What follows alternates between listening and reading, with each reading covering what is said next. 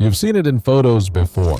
A container ship the size of a skyscraper laid on its side. 20,000 steel boxes stacked on top of each other.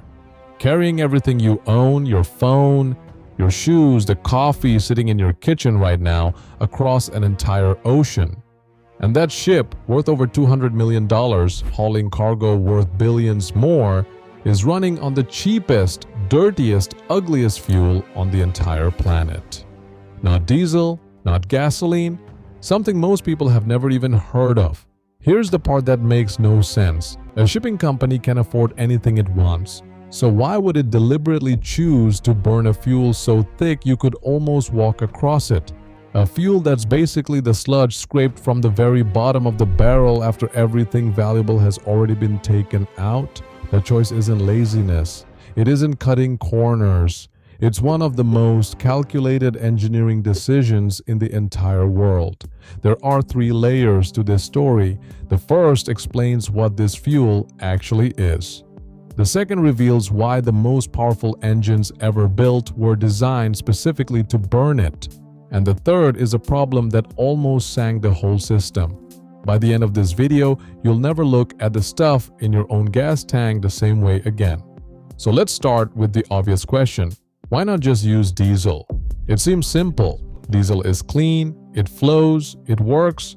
Most people assume the answer is about power, that these massive ships need some special high-performance fuel to move that much weight. But that's not it at all. The truth is the exact opposite. And to understand it, you have to understand what heavy fuel oil really is. Here's what happens inside a refinery. A barrel of crude oil gets heated and pumped into a giant distillation tower. As it heats up, the different parts of the oil separate by weight. The lightest, most valuable stuff rises to the top: gasoline, jet fuel, and yes, diesel. Those get sold at a premium. But not everything rises. At the very bottom of that tower sits the heaviest, thickest, most stubborn part of the oil. The part that refuses to evaporate. The leftover that nobody else wants. That's heavy fuel oil. In the industry, they call it bunker fuel or residual fuel oil. And residual is the perfect word because that's exactly what it is. A residue. What's left after everyone else has taken the good parts. At room temperature, it's not even a liquid you'd recognize. It's closer to TR. So thick that you have to heat it to around 50 degrees Celsius just to get it to move through a pipe. For decades, refineries had a genuine problem getting rid of the stuff. And that's the first clue to this entire mystery, because a fuel that nobody wants is a fuel that's incredibly, almost unbelievably cheap. Which brings us to the second layer, the money. A large container ship does not sip fuel, it drinks it. A big vessel crossing the ocean burns somewhere between 150 and 250 tons of fuel every single day. Not gallons, tons per day. Now do the math. Heavy fuel oil has historically cost far less than cleaner marine diesel, sometimes 30 to 50% less per ton. When you're burning 200 tons a day, that price gap turns into hundreds of thousands of dollars saved on a single voyage. Over a year for a single ship, that is millions. Across the entire global fleet of tens of thousands of ships, the savings run into the billions. So the decision suddenly looks a lot less crazy. The most expensive machines on the ocean burn the cheapest fuel on the planet, and it saves the world economy an almost unimaginable amount of money. But cheap fuel is completely useless if nothing can actually burn it. And this is where the story goes from clever to jaw-dropping. Because ordinary engines cannot handle heavy fuel oil. It would clog them, choke them, and destroy them within hours. So engineers built something else entirely. Deep inside the hull of a large cargo ship sits an engine unlike anything you've ever seen. Take the most famous example, the Wärtsilä Sulzer RT-A96C. This thing is as tall as a 4-story building. It weighs over 2,000 tons. And it produces more than 100,000 horsepower. For comparison, your car makes maybe 200. But here's the strange part. It's slow. Painfully, deliberately slow. Your car engine spins at 2 or 3,000 RPM. This giant turns at around 100 RPM. That's barely more than one full rotation per second.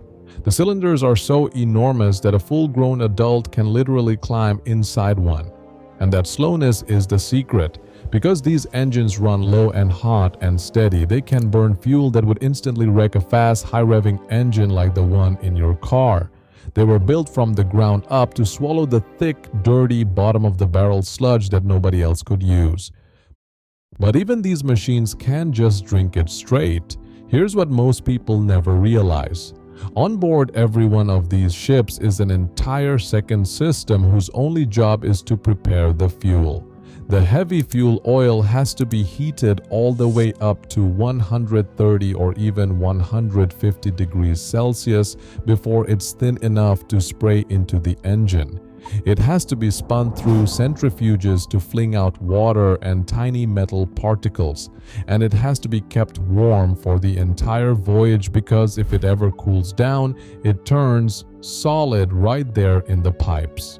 So a cargo ship isn't just burning a strange fuel, it's carrying a floating refinery to make that fuel usable every second it's at sea. Which brings us to the third layer, the one nobody expects. Because there was always a hidden price for all of this and it wasn't paid in money, it was paid in pollution.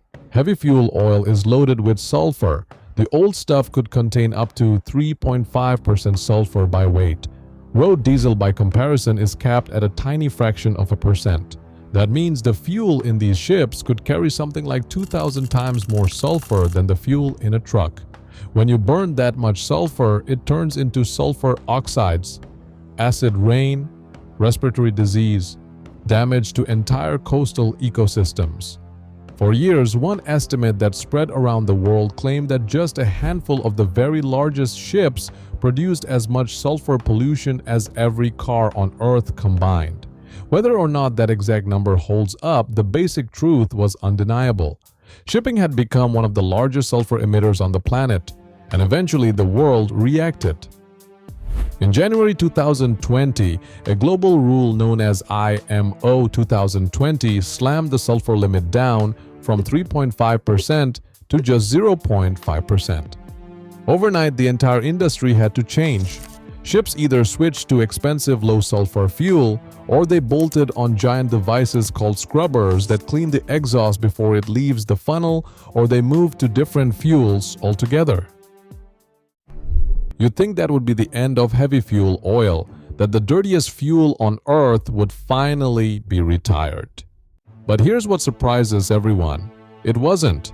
Heavy fuel oil is still the backbone of global shipping. Because the economics are simply too powerful to walk away from, and scrubbers let ships keep burning it while cleaning up what comes out the other end. And there's one final twist that changes how you should think about all of this. Even burning the dirtiest fuel in existence, ocean shipping is still by far the most efficient way to move cargo that humanity has ever invented. A single ship carrying thousands of tons across an ocean produces only a tiny sliver of the pollution per ton, per mile, compared to moving that same cargo by truck or by plane. So the dirty fuel that everyone loves to criticize is quietly moving nearly everything you own around the world using less energy per item than almost any other method on Earth. The ugliest fuel on the planet. Powering the machines that build the modern world. So the next time a package shows up on your doorstep from the other side of the globe, remember what got it there. Not diesel, not some high-tech miracle fuel, but the thick black residue that everyone else threw away. Now I want to hear from you. Did you have any idea ships ran on this stuff? Drop a comment and let me know what surprised you the most. And if you learned something today, hit that like button, subscribe for more, and I'll see you in the next one.